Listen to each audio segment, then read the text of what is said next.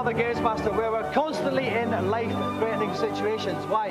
Every day I seem to fall into some unfeasible hazard or other, forcing the girls to drop everything and apply urgent mouth-to-mouth. This can prevent them from telling what's in today's show. TFI's Catalina takes control of a large hose in Roscoe McQueen. But first we begin with an event we call Oi Raptor, Bring Back My Leg.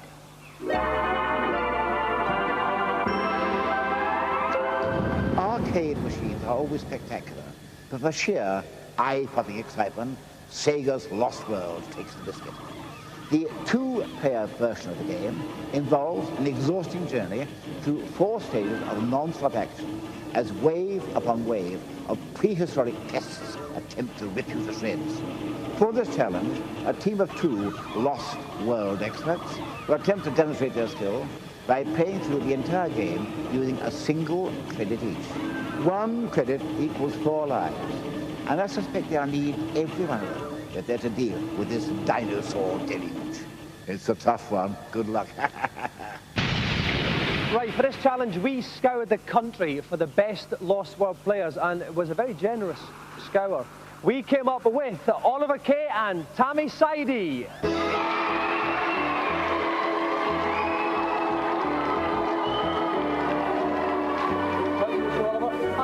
Welcome, Tammy. Yeah.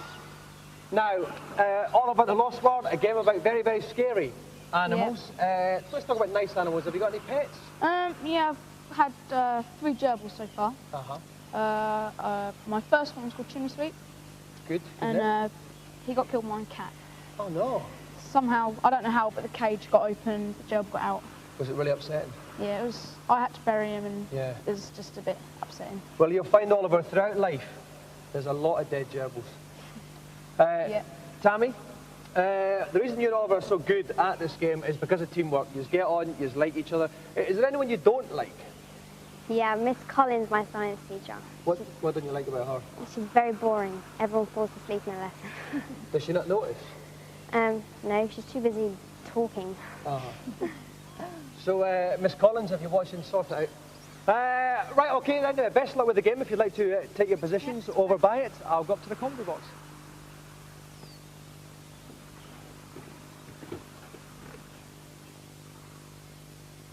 Previously on the show, he's got through the whole of Virtua Cop without losing a life. He's also played 2 machines of Virtua Cop 2 at the same time. He is the arcade shooting game legend Martin Mathers, and he joins us now. Welcome, Martin. Thank you very much. Now, since you were on the show last year, what have you been up to? Oh, I've been doing a lot of things, but mostly it involves a large intake of alcohol because I've been a student. So. Right. Not something we recommend because it's mostly my tax that gets spent on that. Now, Martin, you are the undisputed king of this type of game. If you had to think of one attribute that's important, what would it be? I'd say it's probably teamwork. You've got to work together, look out for your other person, you know, pick people off. Also, a clean pair of pants. Might help. Oh, always useful. Right, okay, best of luck, Tammy. Best of luck, Oliver. You have got 4 lives to complete the whole of Lost World. Off you go. Okay, off we go to stage 1, the Law of the Jungle. Quite easy here. It starts off very, very easy, driving along. Just basically keep your eyes open, watch for people jumping out, because obviously since the first level, it's not going to be too taxing. Okay, here they come, and now we've been told they've got to say Venus there. Here come the Raptors. Now they're going to come at all at different angles here, aren't they, Mark? Now Tammy's made a very good start, you see. She's got the right idea. She's picked up a power bar. Now if you pick up 3 of those in the row, you get an extra life, and at the bottom of the screen, obviously that's going to help. Okay. It's very limited. Is it like the other games when they run out of bullets, do they just shoot outside the screen to reload as well? They do have to shoot outside, and then they can carry on shooting. They also have different kinds of shots. You have trick shots, you have quick shots. Basically, depending on how you shoot the people. I mean, now we've got a sniper shot, means picked it off very accurately. Oliver's doing well now. He's picking up a detector. Basically, it means he can find the 2 people at the end of the game, which is supposed to, like, that's the whole objective, I think. Okay then, it's a Raptor friends in there, all are coming at them very quickly. Someone saying help. Who is that? That dinosaur's running away, but he's done a good job there. He's got a super power bar. That means he gets an extra life straight off, which is quite good because it's going to help. Certainly will. That'll help with the chance because they've only got 4 lives, but let's put one of them up to 5. But now we're going to take a short interruption from this to catch up with today's news.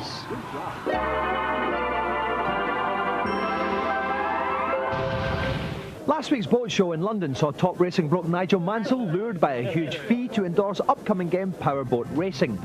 The title is due for release on PlayStation and PC in late March. Unfortunately, things went badly wrong for Nigel when he found himself sandwiched between Peter's Andre and Stringfellow, surely two of the biggest gits on the planet. Titanic, the most expensive movie in history, docks in cinemas everywhere on Friday. Most of the movie's whopping budget went on special effects produced by our friends at Digital Domain. When we went out to see them last series, they showed us a rough cut of the film and I said, "It's great guys, but I think it'll be better if you make the ship sink." PC owners starved of originality will rejoice in March with the release of Heads. Featuring 220 different characters over 20 worlds, you basically roam around having scraps with other heads, and if you beat them, you collect their head with the weapon contained therein. With heads based on such varied folk as Muhammad Ali, Eric Cantona and Mystic Meg, it should come as no surprise that this game came from the warped imagination of our very own Kirk Ewing.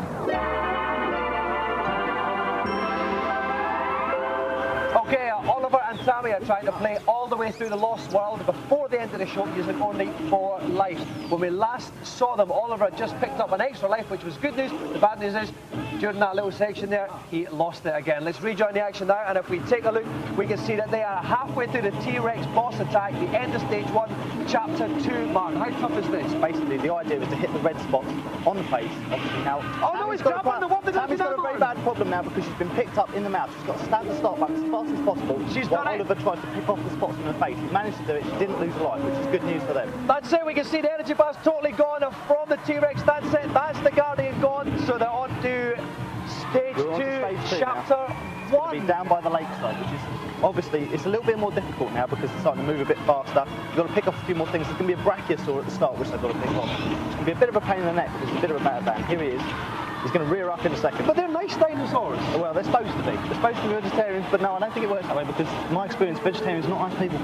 Very good point there, Martin. Okay, is it the same deal with the circles here? You've got to, you've got to pick off the circles because if you don't pick them off before they go red, it's going to land on you. And that can hurt. It's going to leave nasty scars.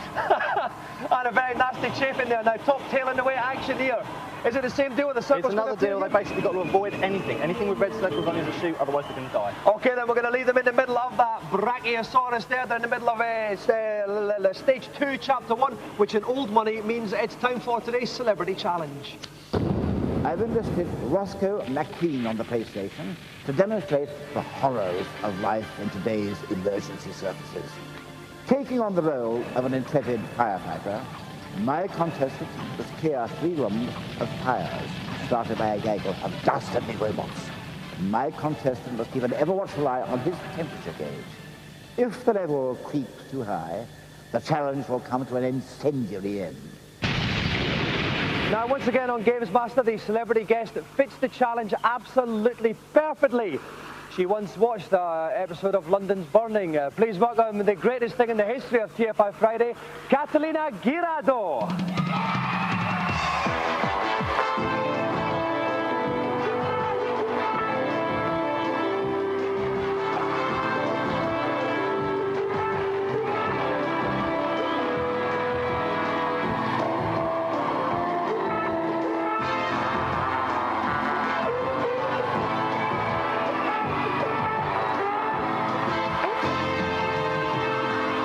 Welcome to the show, Catalina. What a graceful little walk that you have. It was my ballet training. That was very, very nice. Now, it's a first for us on Gamesmaster because we have a guest that's got O-levels and A-levels, which is, oh, what A-levels did you get? Oh God, I forgot now. History of art and English. As well as these things, you have also played violin at the Albert Hall. I have indeed. Solo or with a load of other blokes? I played, when I was 10 years old, I played in the orchestra at the school proms, and then when I was 12-year-old, I played the solo, first violin solo for the Black Double Berlin Concerto. Do you still play? Occasionally, if I wanted to. I've dabbled a bit. Would you like me to play with you? Oh, you could fiddle. I certainly could. Hey! Not going to top that one. So, right, at the moment we have got the Lost World Challenge going on. Martin Mathers is keeping an eye on that. Catalina is about to play Roscoe McQueen. All of that coming up after this break.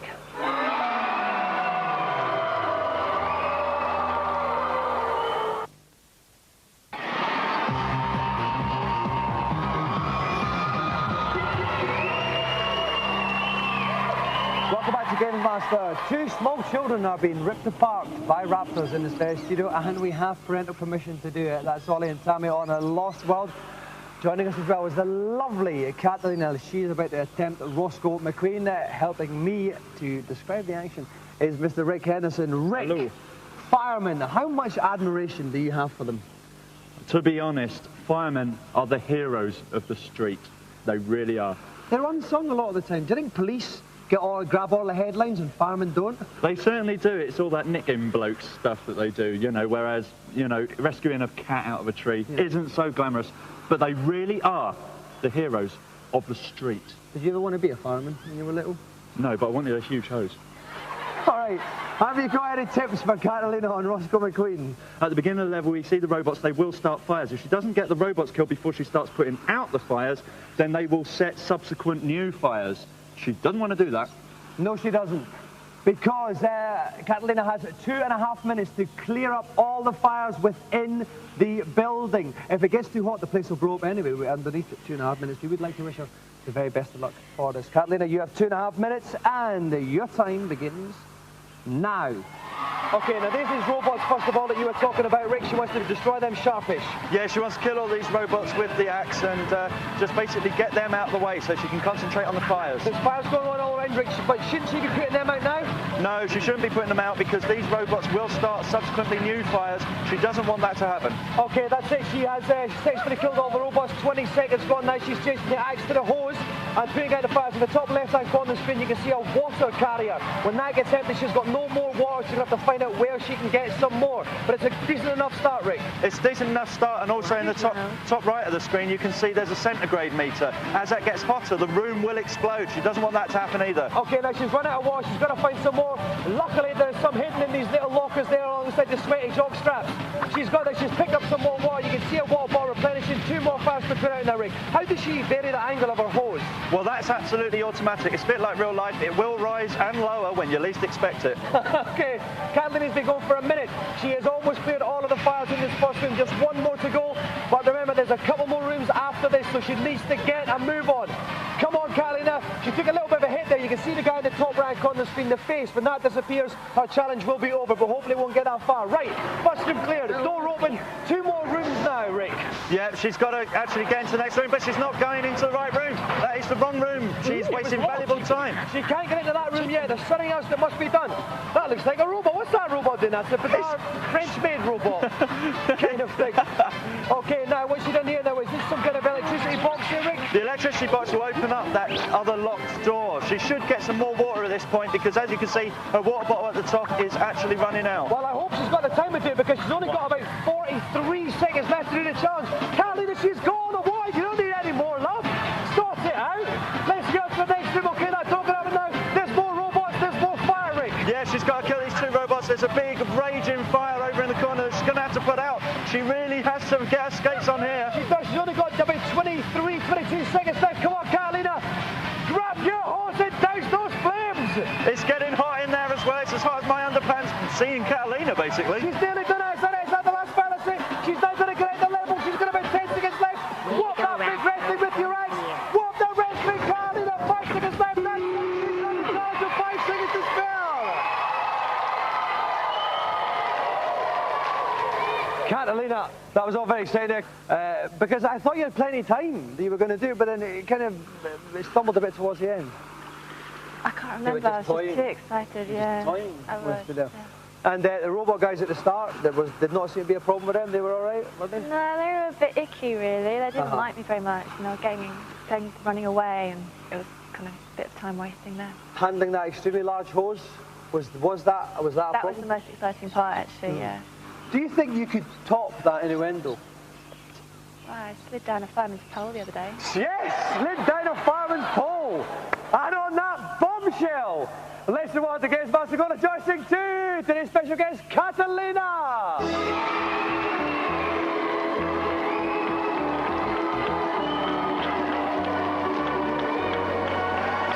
Thank you very much. So, while Dominic cops off with yet another fantastically attractive lady, it's worth reminding you we have something else going on today. Young Tammy and Orly have been given the duration of the show to get through the whole of the Lost World using only 4 lives. The king of the arcade shoot-em-ups, Martin Mathers, has been lending his watchful gaze to the proceedings. Martin, how's it going?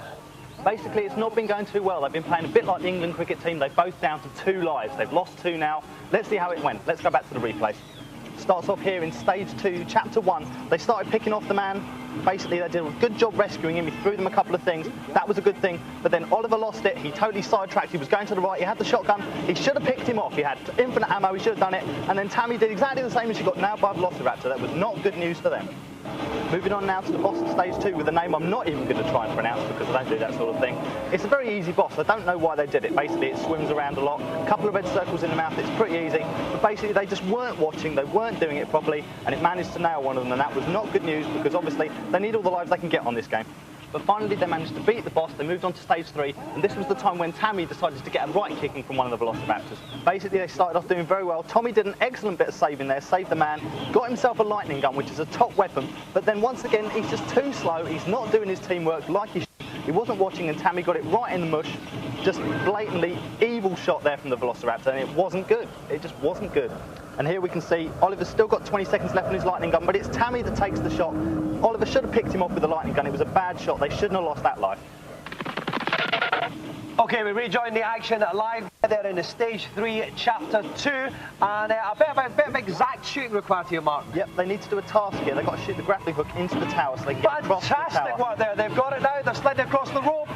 But their path's going to be blocked now. There's going to be a couple of pterodactyls coming in. There are other tasks you've got to do in the game, such as saving like one of those Triceratops things from the raptors, or shooting the code for the combination to get into the laboratory. But I mean, that's one of the easy ones. I mean, this is going to be, it should be pretty plain sailing from here. I mean, all they've got to do is get to the end of the level. I mean, they should be able to take on the T-Rex no problem. Okay, but they are moving very, very fast, those pterodactyls. They're going to be a bit tired as well, Martin. They've been playing all show. Their fingers would have been wearing out. I mean, I should know this from playing Virtua Cop. You know, once you get towards the end of a game, you know, you start to lag, your shots start to slow down. Okay, so they get to a very, very tense part of the challenge now, but we're going to tease you. We're going to ask you to hold off a little bit while we check out today's reviews. Do you find yourself looking jealously at people with decent gaming machines? Then you must be a Saturn owner. Don't worry though, you've now got your very own Final Fantasy VII in the shape of Panzer Dragoon Saga. Panzer Dragoon RPG is an exceptionally good game. Alright, it's not Final Fantasy VII. Alright, it's not Zelda, but fair play, it's a good attempt all around. Yeah, the original was one of the most cinematic games ever to grace the Saturn, and it was only a matter of time before somebody came up with an adventure version, and this is really rather good. Panzer Dragoon RPG employs a classic Japanese RPG device, which basically means your character knows nothing about himself, his history, or his powers at the beginning of the story. The cutscenes are just so impressive and so emotive that you can't help but sit there and be instantly addicted and amazed. Even though it's something that the Japanese have a reputation for, it's difficult to tell a story well on a computer. This is done brilliantly. The cutscenes blend seamlessly with the action, and you really do feel very involved. So, you know, if you've got a Saturn right now, I mean, there aren't very many games out there to choose from. You might have steep slope sliders, which is all right. You might have this, that, or the other. The only game worth actually buying at the moment, in my opinion, would be Panzer Dragoon RPG. No two ways about it.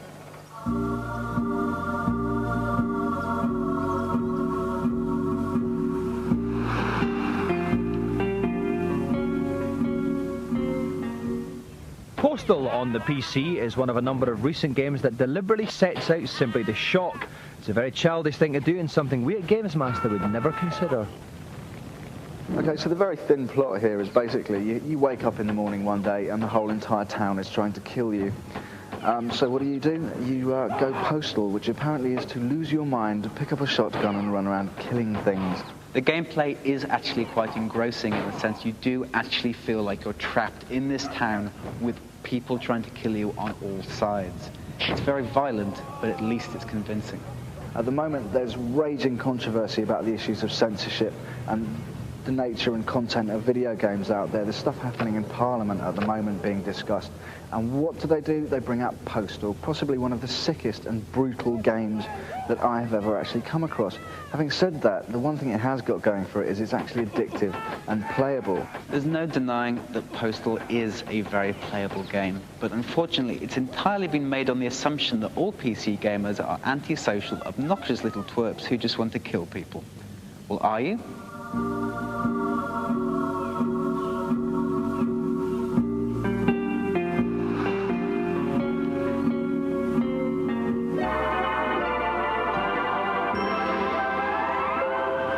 Disaster has struck during that piece of finely crafted television sweetmeal there. Tammy and Oliver have both lost a life. They've only got one life left each. They've still got to finish the game before the end of the show, and they're halfway through the big final boss here. He's a big fella, Martin. What's the tactics here? He's a bit of a big lad. Basically, it's the same as normal, shooting the dots. What was that? He's going to be throwing, he throws cars at you and he throws bits of buildings at you, which isn't good. And this is a bad move as well, because he's going to start eating the people. Now, you can't save them, but when he eats someone, his life's going to go up, and that is not good. Oh, yes. Can't hit him. We can see the energy bar at the top of the screen underneath T-Rex Mail. It did jump up a bit there, but it's going down. Can you hit when there's not a circle there? You can't hit him when there's no circle. There's no point wasting bullets. Oh no, he's got one! And Oliver's lost it. He's gone up. He's got to press the start button as fast as possible. Press that button! Oh, yes, he hasn't lost a life. Now, if that happens again and one of them loses a life, then that'll be it. The challenge will be over. It won't be good. No, we don't want that. They've both just got one left. Tammy's got to push the start button. Press the start button. Get out of his jaws! And she's done it. She's out. She's out. It's okay. We can look at the bar. The energy bar's gone down quite far. They're nearly there, Mark. It's nearly there. We nearly got him, but then... Oh, and he's done it again. Oliver's gone. Oliver's gone. Oliver's gone. Go on, Oliver. His jaws are too enticing. Get back in the car now, Oliver. They're getting good at that. They obviously know what they're doing because they're pressing that button fast, and now they're getting the shots in. Yes. And now Tammy's lost it again. What? You're not supposed to jump in his mouth, kids. She's obviously got the wrong idea. She's playing the wrong game here. She certainly is, but there's only a tiny It's only going to be one shot, and now he's disappeared. Where's he going? He's had enough. Come back, mate. It could be the end of the game. I think he's had enough. He's done a run-off. He's gone for retirement now. Where's he gone? Oh no, we could be in for a tense moment here. It's too quiet. But oh, here he goes. Now it's just got one shot left and coming. You can't miss a target that side. It's easy, and it's all over. Right in the gob. Takes it T-Rex bites the dust there. That means that Tammy and Oliver have topped the challenge.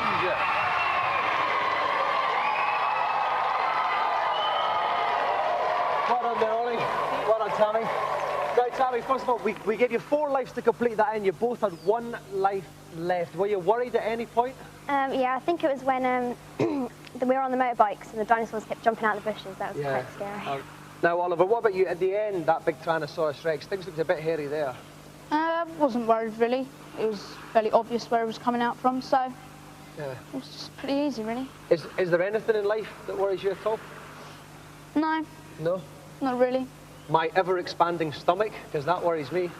No, because it's your problem, really. Well, thank you very much. Cheeky young whippersnapper. Okay, it was a fantastic display of gameplay, one of the best we've ever seen on Gamesmaster, and for that, the golden joystick goes to Oliver and Tammy.